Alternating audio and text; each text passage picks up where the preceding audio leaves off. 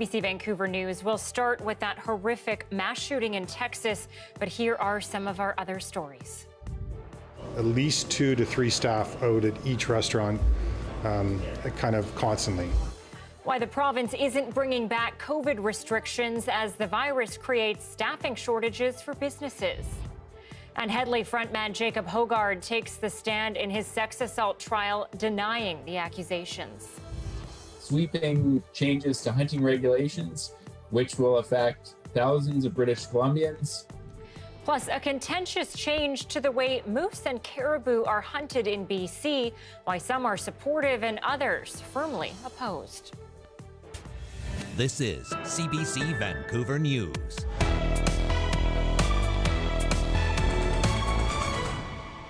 Good evening and thank you for joining us. I'm Anita Bathe. We begin tonight at an elementary school in Texas where a small town of 16,000 people has become the scene of another mass shooting. At least 18 kids are dead. A teacher has also been killed. A teenage gunman opened fire at the school before being killed by law enforcement.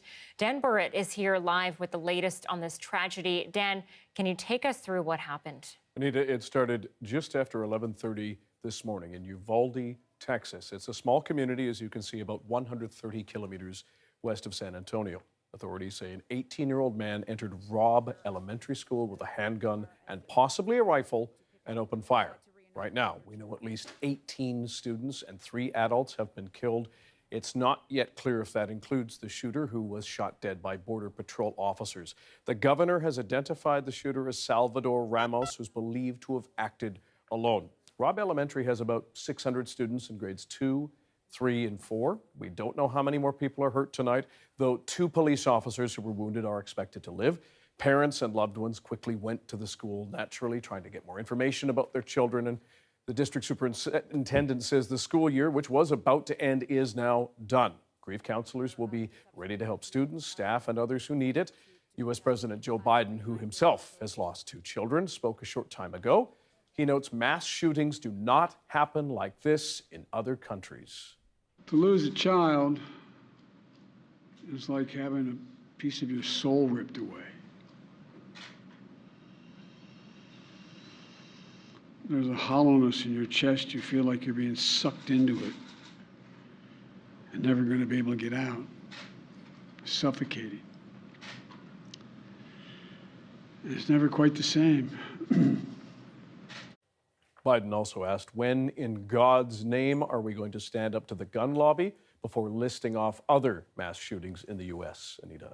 Dan, just an absolutely heartbreaking situation. Everyone extremely emotional today and a lot of frustration, like Joe Biden expressed there about why something like this has happened again. Indeed, Anita. And while this is the deadliest school shooting in Texas history, it comes less than 2 weeks after a gunman opened fire at a supermarket in Buffalo, killing 10 black shoppers and workers in what's being called a hate crime. There, we don't yet know of any type of motivation for the shooter in Texas. You will remember the horrific Sandy Hook school shooting massacre in 2012 in Connecticut. Well, today, a senator from that state made an emotional plea to his colleagues. Just days after a shooter walked into a grocery store to gun down African-American patrons, we have another Sandy Hook on our hands. What are we doing? This only happens in this country and nowhere else. Nowhere else do little kids go to school thinking that they might be shot that day. Nowhere else do parents have to talk to their kids, as I have had to do, about why they got locked into a bathroom and told to be quiet for 5 minutes just in case a bad man entered that building. Nowhere else does that happen except here in the United States of America, and it is a choice. We're still waiting on an update from authorities in Uvalde. They have not been taking questions as of yet, just issuing short statements for now. They say they will share more when they can. Again, the latest news is that this gunman has killed 18 students at Robb Elementary School and 2 adults before he was shot and killed.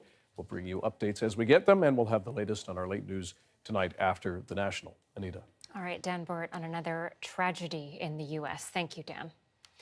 And while in Surrey today, Prime Minister Justin Trudeau focused only on what's happened in Texas. My heart breaks for those impacted by the horrific school shootings in Texas. There's the students, the parents, the teachers, the entire community have had their lives changed forever by this unimaginable event. All of Canada grieves with our American friends in this terrible, terrible day.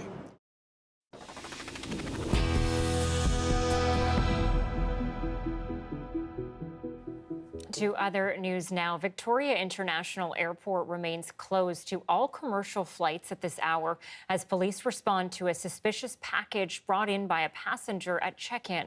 So currently that individual is under investigation. At this point, we're trying to determine if any criminal charges are applicable in this instance. Again, because we don't know specifically what is in that bag, we can't speak further on that. Just before 3:30, the airport authority tweeted the airport was closing to commercial flights as police responded to the incident. RCMP say there is no threat to public safety, but travelers are being asked to avoid the area. Specialized units are being brought in to investigate, and the airport hopes to reopen sometime this evening. BC's police watchdog has been called in after RCMP shot and injured a woman who apparently had a weapon on a busy street in Surrey. Officers were called to King George Boulevard in Whalley just after noon today. Police say, quote, during an interaction with the woman, shots were fired by police and the woman was hit. She was taken to hospital with what are believed to be serious injuries. The Independent Investigations Office, which looks into all police-involved incidents, is asking any witnesses to contact them immediately. And as workers return to the office, COVID is still around and spreading. The province says don't expect restrictions to return right now. But as Anita Bathe reports, the virus is creating staffing shortages and making it hard to run businesses. As COVID restrictions ease, so have people's protection measures. Fewer and fewer masks, and most are dining and traveling as they please. But people are still getting sick, and that's been challenging for business. In the last 3 or 4 weeks, we have 3 restaurants, and we've had at least 2 to 3 staff out at each restaurant kind of constantly. Educators are also feeling the strain. Anecdotally, certainly teachers are still getting sick, and the impact in this environment is really significant in schools. Modes of transportation are too feeling the squeeze. At the peak of Omicron, around 200 BC Ferries employees were unable to work. Now, just under 100 employees are still off due to illness, and it says that can have a significant impact depending on the crews impacted. Across different sectors, it's also difficult to know the specific number of COVID cases because it's not being tracked like it once was. The latest government data reports from May 19 suggest COVID hospitalizations are down, but that's not to say the virus isn't spreading. It's not surprising that we are hearing, canceled activities, lost work because of COVID, because we just have high enough rates. Omicron is transmissible enough. But Collins says people are far more immune due to vaccines and past infections. When Minister Dix was asked if restrictions will make their way back soon, his response: I don't think so, but we are preparing for this fall, because this fall, during respiratory illness season, we inevitably, during such seasons, you see resurgences of COVID-19 and other kind of respiratory illness. And keeping the ongoing spread of COVID and future illnesses in mind, experts say it's key to keep safety a priority in workplaces and gatherings, from ventilation, masks to good hygiene. Anita Bathe, CBC News, Vancouver. Now, Prime Minister Justin Trudeau also made several stops in and around Vancouver today. Earlier this morning, before that shooting took place, he met up with Premier John Horgan and members of Team Canada to announce funding for BC's upcoming Invictus Games. The federal government and the province are each committing $15 million toward the 2025 event. More than 500 competitors from 20 countries who have been injured during their time in the military will be competing in Vancouver and Whistler. All Canadians are looking forward to welcoming the courageous, indomitable servicemen and women to the 2025 Games. And together, we'll celebrate the power of sport, the power of recovery, and mostly the power of the human spirit. Winter sports will also be included for the first time in Invictus history. And the frustration has not ended for people trying to renew passports in BC, still facing long lineups at offices all over the province. The Prime Minister also took time today to reassure people that efforts are being made to speed up the process. We continue to work very, very carefully with Service Canada, with passport offices, to make sure that people are able to get their passports quickly. We're trying to manage this as best we possibly can, but ultimately it is good news that people are starting to travel again. It's great to put this pandemic somewhat behind us, even though we know we continue to have to be vigilant, and we're working to solve the challenges around passports as quickly as we possibly can. Trudeau says 500 new passport office workers have been hired since the beginning of the year. Service Canada is currently issuing nearly 43,000 new passports a week. BC musician Jacob Hogart took to the stand today during his sexual assault trial in Toronto. The Crown finished presenting its evidence early last week, and as Deanna Sumanak-Johnson reports, Hogart's lawyers are detailing his sexual history of one-night stands as part of his defense. It was a big day for people following the sexual assault trial of Canadian rock star Jacob Hogart. Hogart, who has pleaded not guilty to all the charges against him, took the stand. He did not deny having sex with two of his accusers, but maintained the encounters were consensual. The singer detailed the circumstances of his personal and sexual life at the time. He spoke of having many sexual partners in cities across Canada. It was pretty common to just have a one-night stand, maybe stay in touch, maybe not.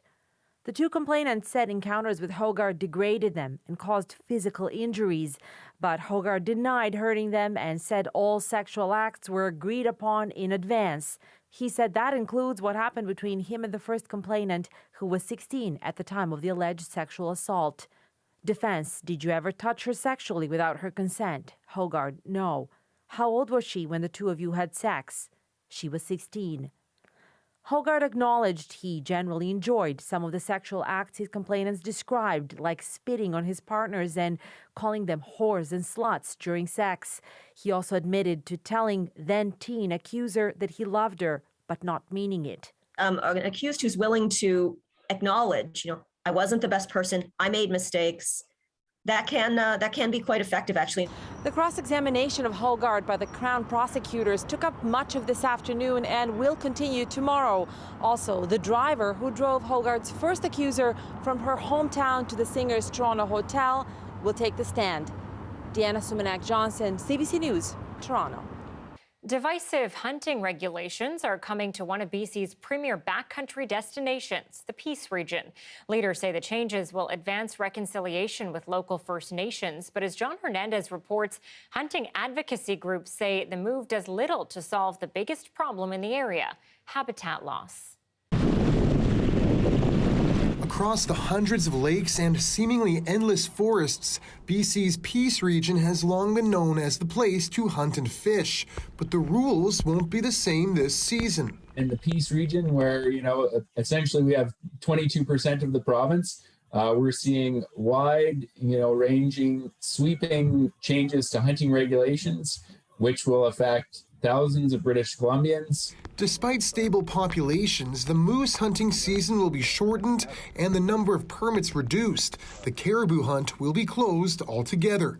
The province says the changes will support reconciliation and better wildlife stewardship. We have to be able to manage territories better, especially when it comes to hunting. The change comes on the heels of a landmark Supreme Court decision that found the province violated the treaty rights of the Blueberry River First Nation through extensive industrial development in their territories.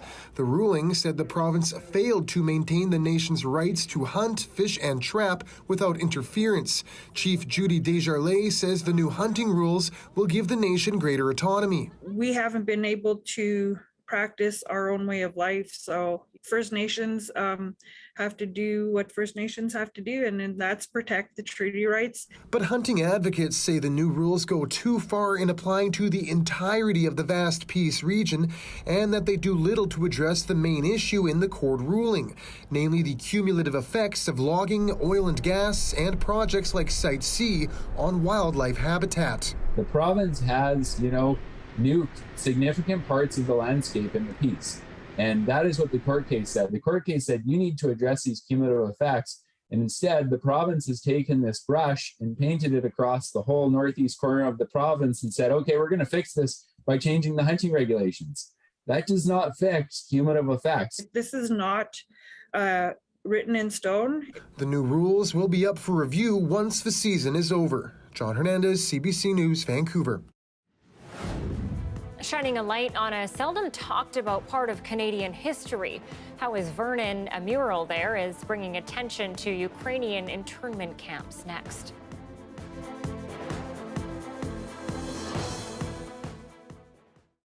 Thanks for joining us during our commercial-free live stream. Well, we've seen how the pandemic has put a big strain on hospitals and emergency rooms for more than 2 years. But multiple COVID-19 waves have also pushed back routine checkups and scans for many Canadians. As Lauren Pelly reports, there are even stories of some people who were diagnosed with cancer only after they ended up in an ER. Even in the rain, it's nice. Yeah. Cheryl Ann Labrador Summers moved to this lakeside town during the pandemic, hoping it would give her family a chance to relax.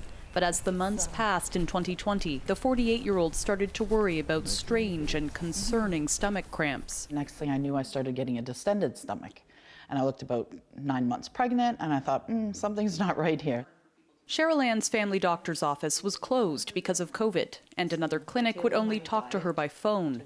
In January 2021, she finally saw a physician at her local emergency department. He said, it's caused by cancer, and then left, walked out of the room. Her first thought was about her family. My boys, telling my boys. My oldest son had just told us they were expecting a child. And I just wanted to be there for them. And I didn't know what next steps were. The mother of 3 ended up needing emergency surgery. The team removed a 9-centimeter tumor, leaving Cheryl Ann with 55 staples along her torso. Had I maybe been able to see the doctors earlier, I would not be in a stage 3. I might have been a stage 2. Medical experts expect more Canadians will be diagnosed with late-stage cancer. Some physicians are already starting to see them in the ER. So previously, it may have been localized or something small, but now we're actually seeing metastatic cancer that we're diagnosing in the emergency department. Shuttered clinics and a pause on many in-person appointments contributed to delays.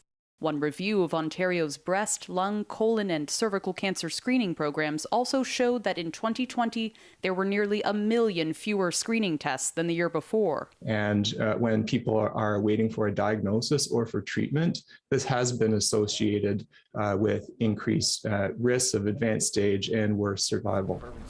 For Cheryl Ann, there are still challenges ahead.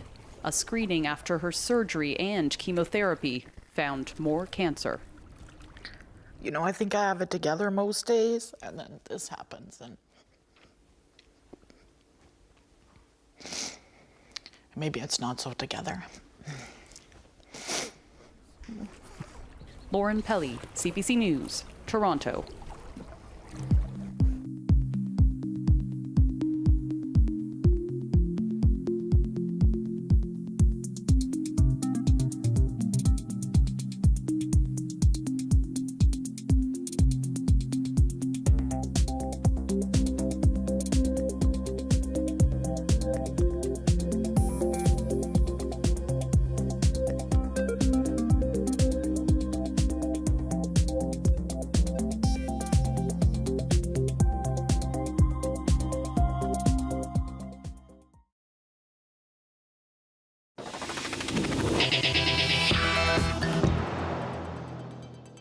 A Vernon mural artist is using artwork to tell stories of a dark chapter of Canada's past, the internment of thousands of Ukrainian Canadians during World War I.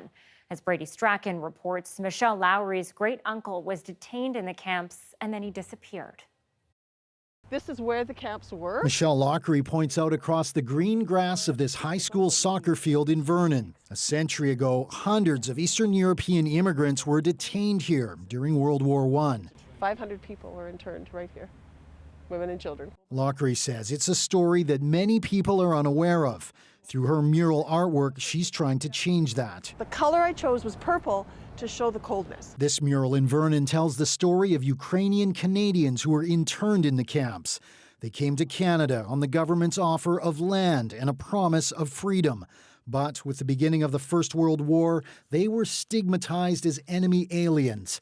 It's a period of history her family was caught up in. The farm that my family bought when they came and were invited by Canada to come was taken from them because they were put into a concentration camp and made to work. So this is interesting. Now she's trying to uncover the truth of what really happened. She says it's something her grandparents would never talk about. Why were they so angry? Why were there so much pain? And I think is that my grandfather couldn't tell us because he would have been afraid, he would have been shamed. BC's longest-standing First World War internment camp was in Vernon. It was one of 9 camps in the province. Men were forced to work, building roads, clearing bush, and cutting trails. We know that a number of prisoners were shot trying to escape. A number of them committed suicide. Many, died. Some died on the job, and disease was quite rampant in these camps. From speaking with her relatives and going through letters and documents, Lockery has learned her great-grandfather and her great-uncle worked in camps in BC and Alberta.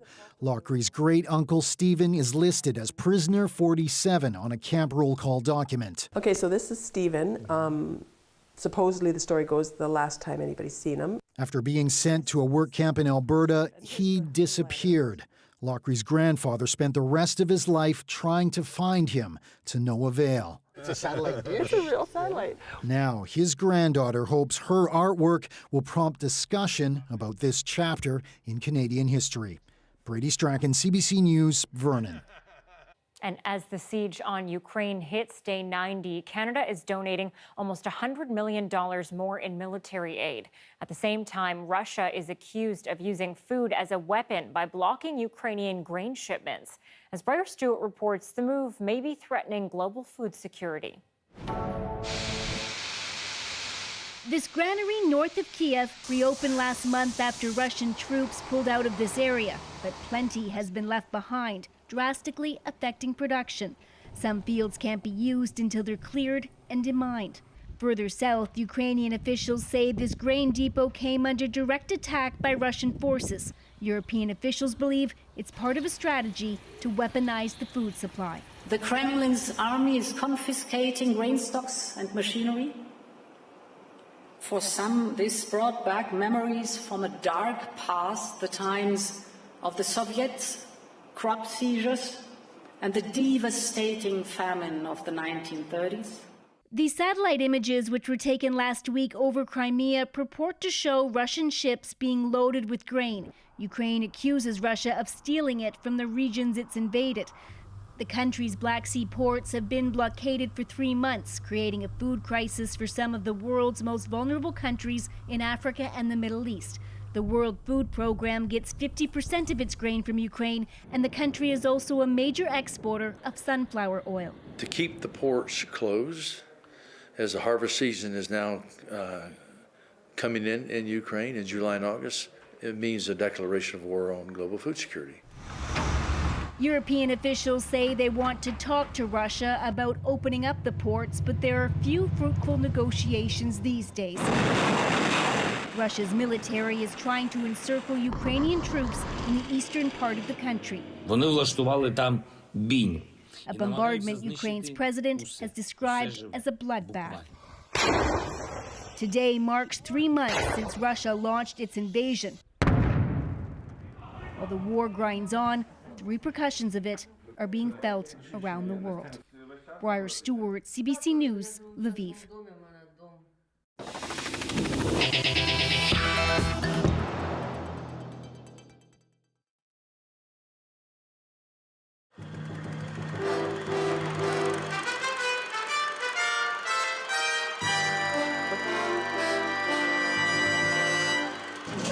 Can I get 4 tickets, please? Okay, for adults?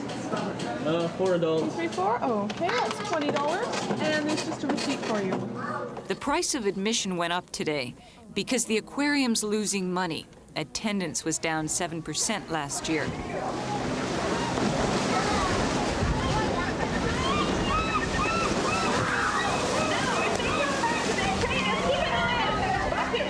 Expenses, like the price of whale food, are going up.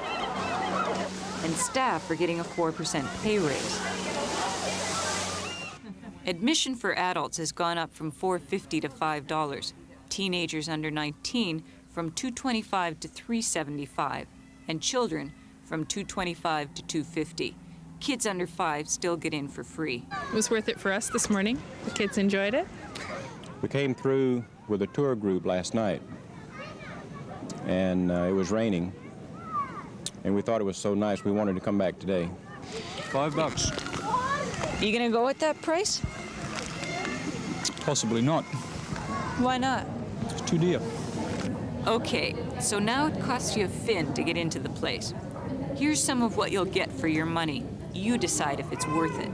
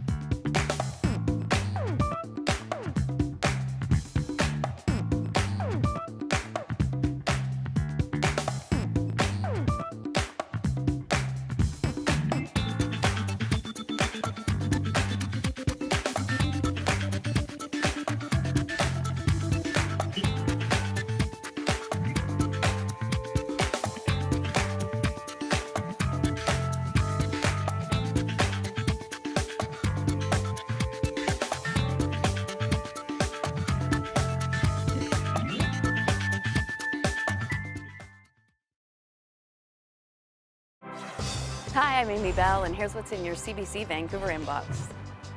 Join CBC Vancouver's Johanna Wagstaffe on June 7th at Fires and Floods, a free online UBC webinar about the impacts of forestry practices on climate change. Register today at forestry.ubc.ca. And May is Asian Heritage Month, and we're sharing the stories of amazing Asian Canadians in the community. Learn more and get inspired at cbc.ca/BC Community.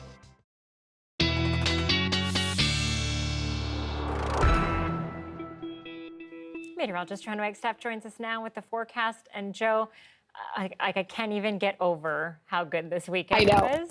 It was so needed and so amazing.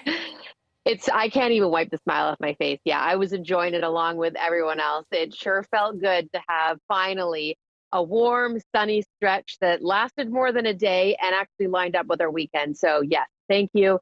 High pressure. Now, you've probably all noticed the high clouds rolling in today.